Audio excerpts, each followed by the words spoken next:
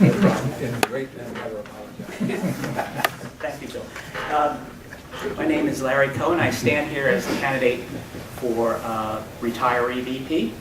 I'd like to thank Keith Curtis, who is the current VP for FCS, for convincing me to run.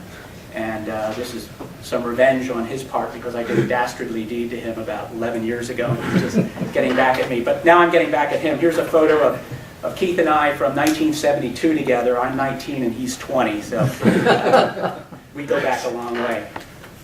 I concur, Bill, with your remarks about expanding AFSA leadership and throughout the State Department and among retirees, but I certainly agree that our number one mission as retirees should be to expand our membership. You mentioned this at the last meeting that we had, and I think that you're absolutely correct. If each one of us goes out and draws in one or two of our colleagues who we know are not AFSA members, but who... It has to be more than one or two. If each one of us... I'll use my prerogative. Go ahead.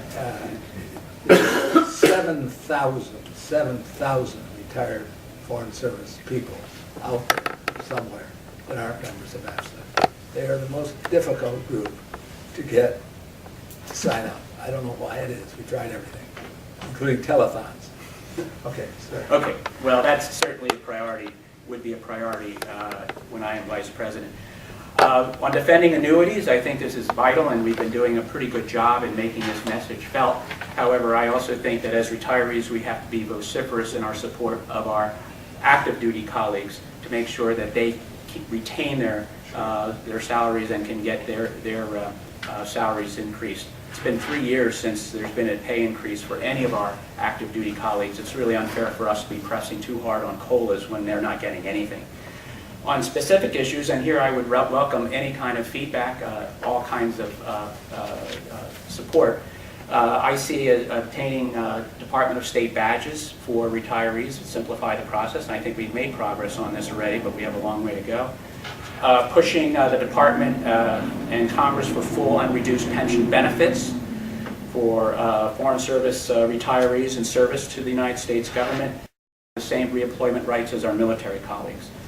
Encourage the Department to find more roles for retirees as potential Foreign Service recruiters and to go around the country searching for new Foreign Service candidates.